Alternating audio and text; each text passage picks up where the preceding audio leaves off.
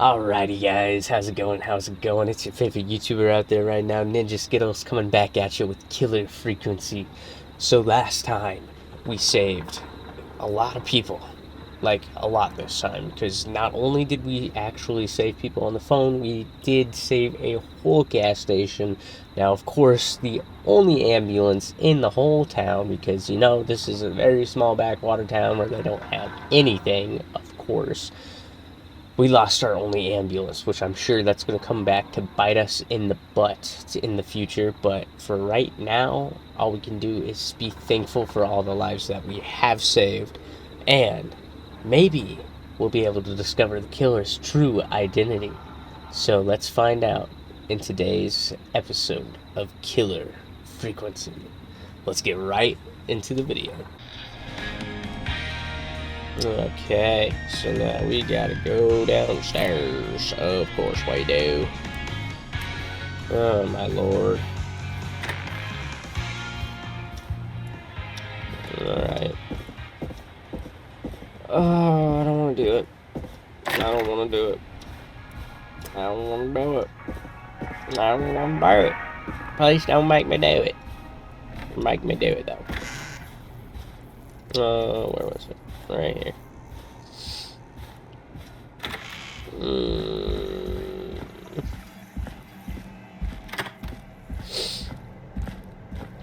If I see anything, I'm dipping. I'm just letting you know that now.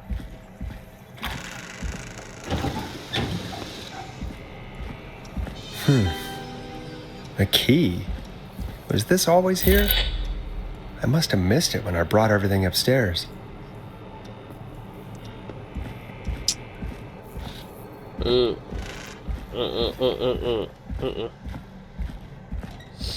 Who put these back up?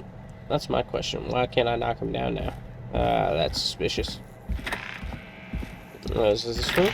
Yeah. Hey, Forrest! Peggy, give me some warning before yelling down the intercom? Sorry. Buzz the intercom when you find something and want to discuss it. And how exactly did you know I was gonna be right by the intercom at that point? Jeez Louise, man. Tape. Peggy, I've found a tape and a map down here. A map of what? Looks like it might be to somewhere in this storage area. Weird. Well, maybe the tape will give us more information. Give it a play. George Bell, 1968. That's when this all began for me. Follow the maps. Find the tapes. I'll be waiting. Wait. George Barrow? We all heard that he drowned after a night out drinking. Was it actually Clive? Has Clive really been the whistling man for that long? He says I need to follow the maps and find the tapes. I guess that's what this map is about. I think we need to see what else is hidden down here. What if Be he's careful, down Forrest. here? Keep looking. Buzz the intercom when you found something. Time of autopsy is 7 a.m. Cause of death is asphyxiation from drowning. The degree of rigor mortis indicates that the subject has been deceased for 5 hours. That puts the time of death...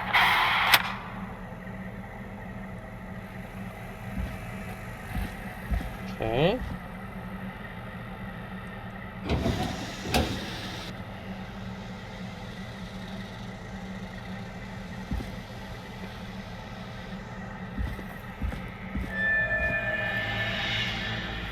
Why? Why'd you make that noise? Someone down here with me? Do I need to leave? Like, why are you doing this to me? Small lacerations to arms, legs, and face, typically obtained by running through foliage. Severe blistering to the feet, as though the deceased had been running without stopping. This looks useful. Let me see. What? Yeah. Okay, I'll find the next one. I probably need to take this back.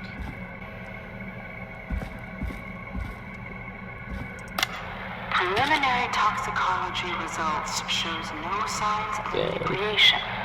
However, a high amount of cortisol was found, indicating elevated levels of stress in the immediate moments before death.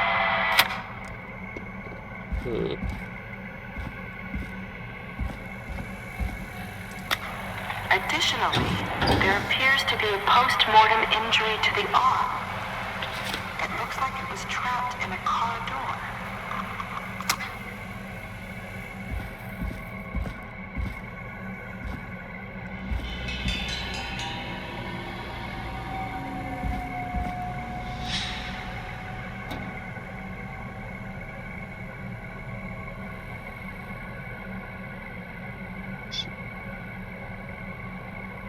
Saying that this is important?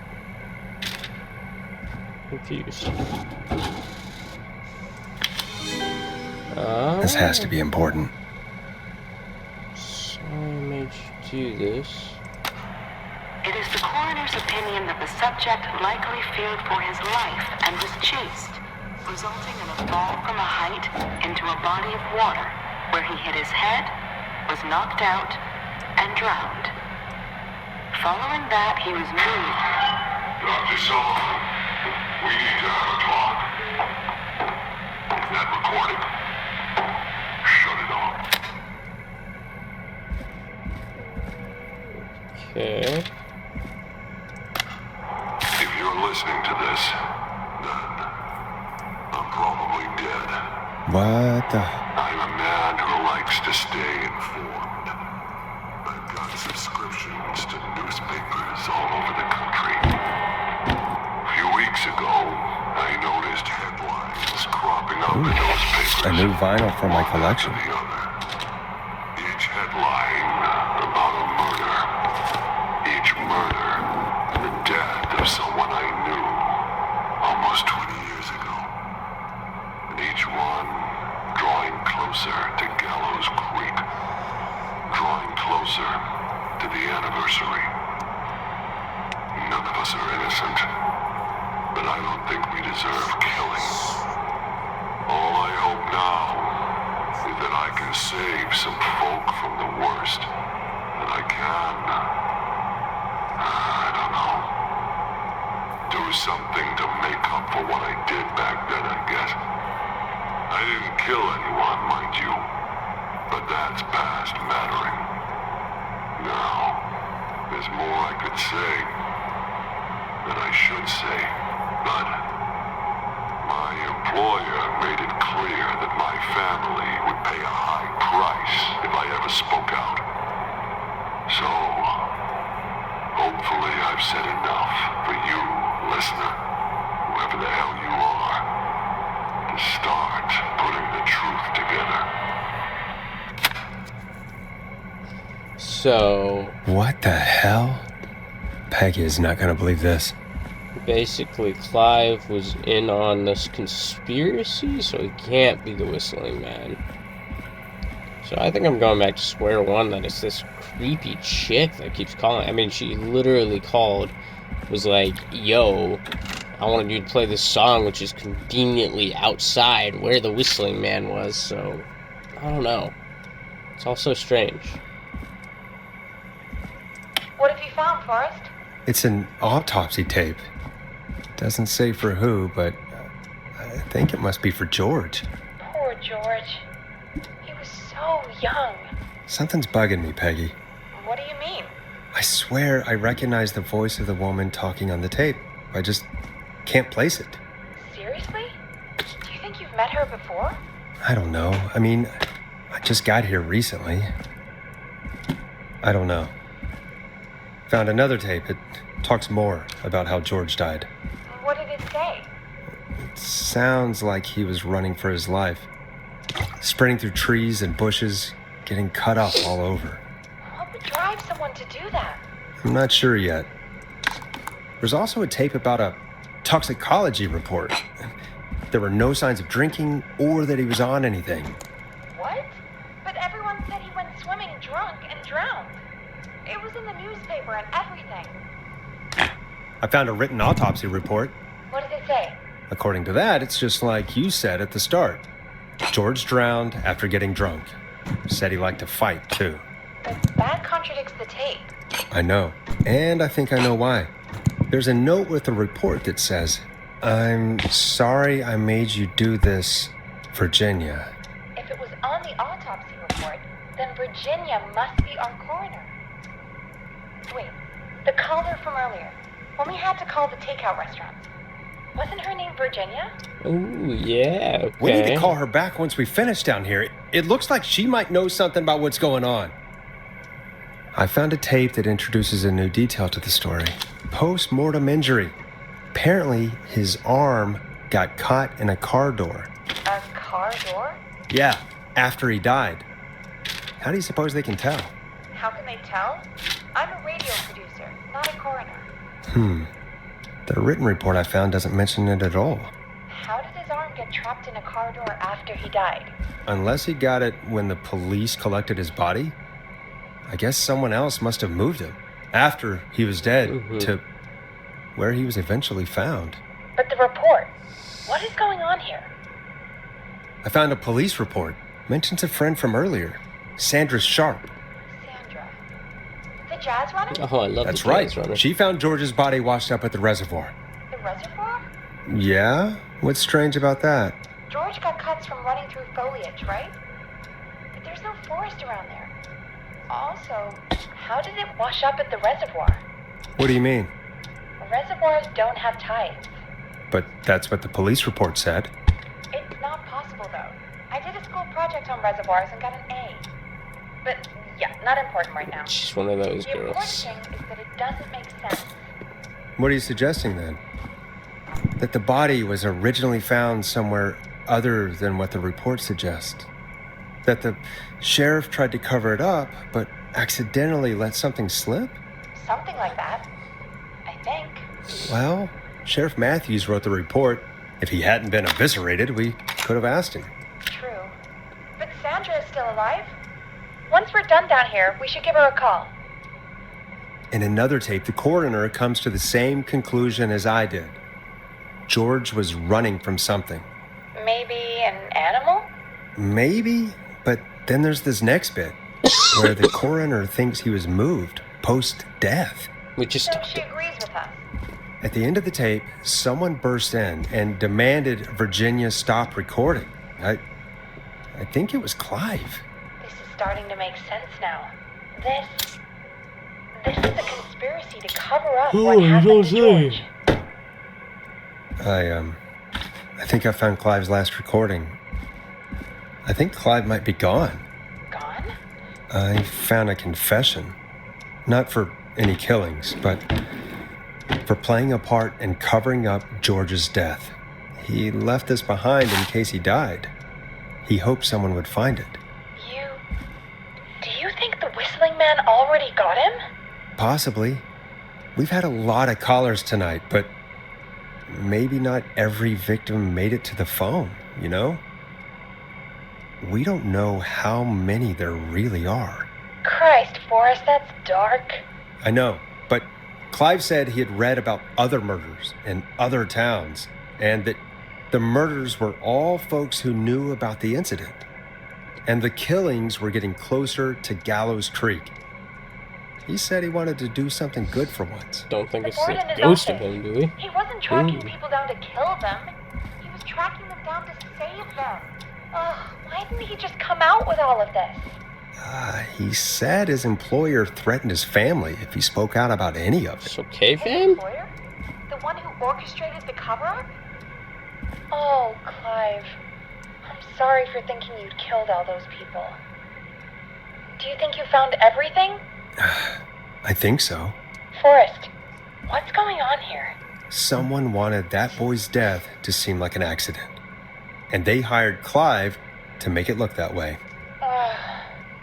Come back upstairs when you're ready. We need to figure out our next step.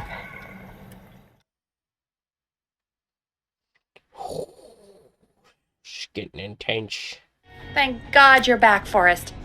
I've been running out of stuff to pad our airtime with. Peggy, you work in radio. Forrest, I'm stressed. I mean, really, how are we supposed to keep a show going with all this happening? This is our job, Peggy. We gotta do it. You're right. So, what's the plan now? I think we should call Virginia back. All right, I'll get her on the line. Okay, Forrest, shut the music off. Hello again, Gallows Creek. This is Forrest Nash. We're circling closer to the truth behind tonight's events. To this end, we're calling back one of our earlier callers, Virginia Sullivan.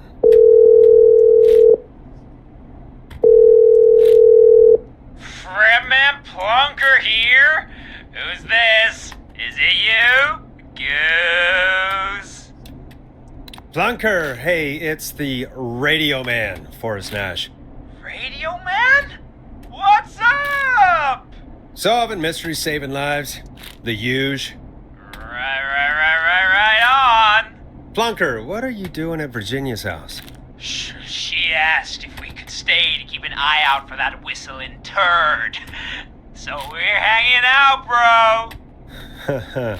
Well, that's big of you, Plunker. Very proud. Oh, it's nothing. Can I speak to Virginia? Sure thing, Radio Man. I'll just go get her. Who is this? Hey, Virginia, it's Forrest. I'm glad you're still okay. Oh, Forrest. Sorry, I'm still jumpy. Don't be sorry. You've been through a lot.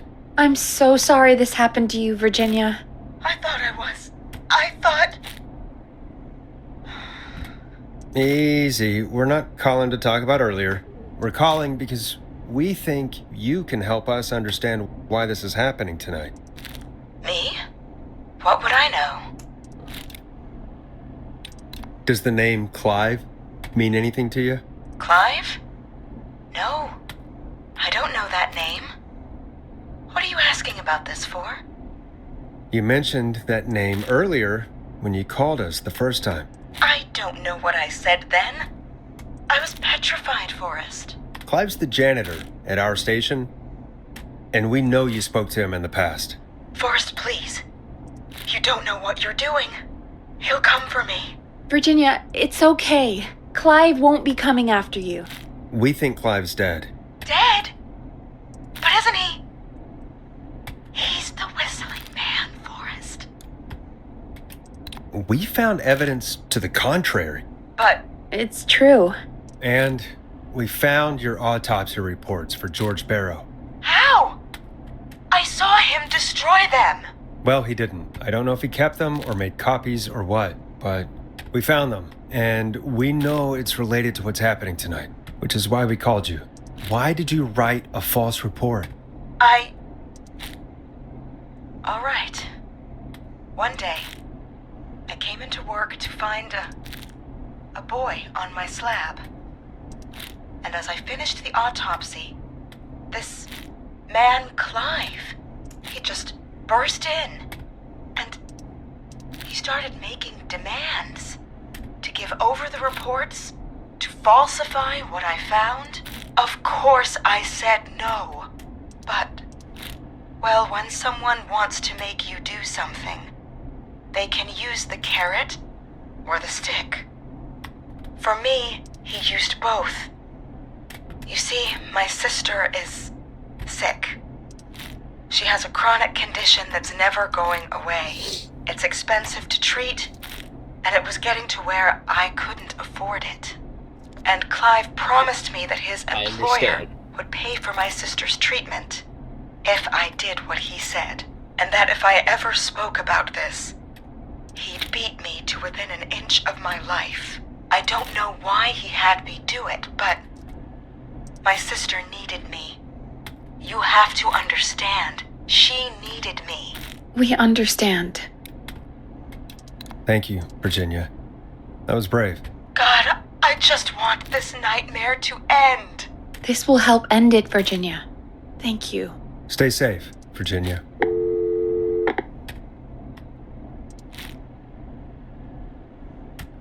So, Virginia's tied up in all of this. Clive threatened her to keep quiet about George's death. But for who? Why cover up these details? Well, we know Sandra was involved in George's death. Do you want to call her? I do. All right, but before we go asking questions, I think we should know what we want to ask. Is that fair? Yeah, we need to ask her about finding the body. She was the one who discovered it, but something just doesn't add up. 100%. She knows more than she's saying. I wonder what she's hiding. We'll hopefully find out soon. Anyway, just be careful when you're talking to her. Don't push too hard. We don't want her to hang up. I'll be careful. All right, calling her now. Hopefully she's at her jazz studio.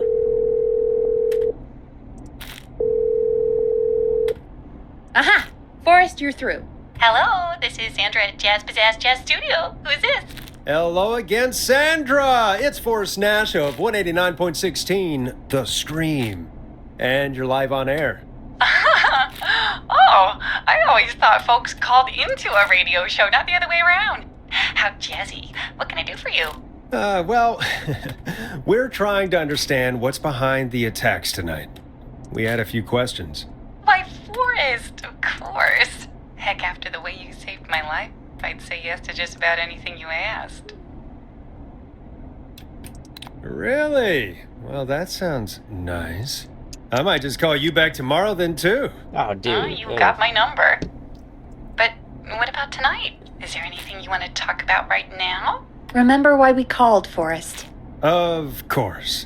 Do you know why the Whistling Man might have targeted you? Ha!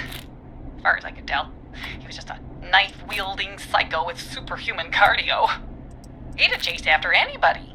Right. Well, we think he might be chasing specific people. People who know about the death of a boy named George. Oh, I don't know anything about that. Sorry. Sandra, we know you found George's body. We have the police report. I don't know what you mean. It's okay, Sandra. We know. You do? You know about? Yes. Of course. This studio is my life. After I found the body in the river, I couldn't lose my studio. Do you understand? Sure. I understand. When the rent just kept going up, he said he'd stop if I just needed to keep quiet.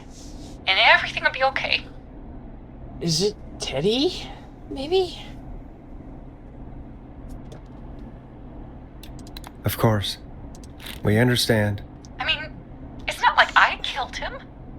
What was the harm in saying I found him in the reservoir instead of the river? Right? Right? I'm sorry. I can't do this. And she's gone. I don't think that could have gone any better. You truly did great, Forrest. Well, folks, if anyone out there has any thoughts on what's going on tonight, please call in. That's good timing. We've got a call waiting just this second. Welcome to 189.16, The Scream, with me, your host, Forrest Nash. Hi, Forrest. I know this is really out of the blue Not with party, everything happening tonight. But I wondered if you could send a special birthday message to my uncle. No, I don't want to. Oh, come on! It's his birthday. Party, I won't have a chance to do it again until next year. May as well, Forrest. Fine. What's his name? Thank you, Forrest. He's my Uncle Ronnie. His first name's Peter, but he never liked his name.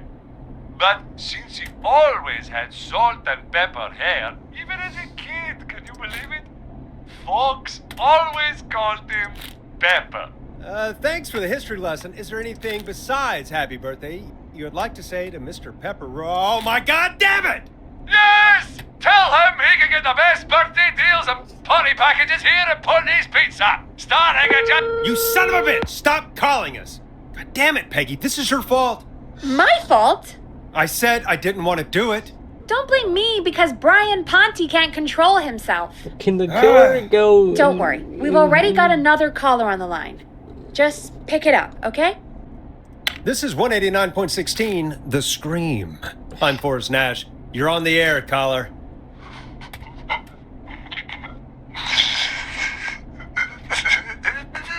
Caller.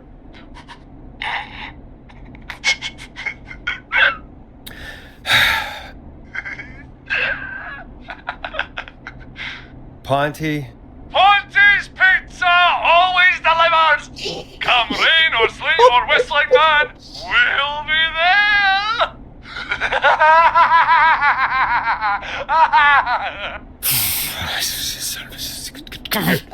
Forrest? I think he's insane. Forrest? I think he's. Are you okay? Forrest? I hope the whistling man gets him with his own pizza slicer. Jesus, Forrest? Sorry. That was too much. It's okay. It's been a high-stress night. Don't worry about him anymore, okay? Not for tonight, anyway. I think he's spent for now. We've got another call, whenever you're ready. He has too much fun torturing Forrest. Alrighty guys, that's gonna be it for today's episode. So far we have learned that there's a big conspiracy going on.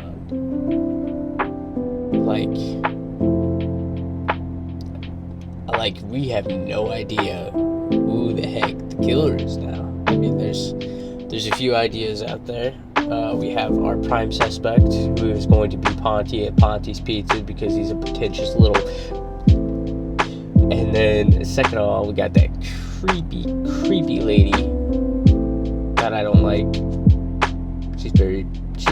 I just don't trust her. And then, third of all, we got the ghost of the kid who died. I wouldn't be surprised. I mean, he was unnaturally fast. You never know. But I will say that we have to figure that out in the next video. So go ahead and like, subscribe. It is free.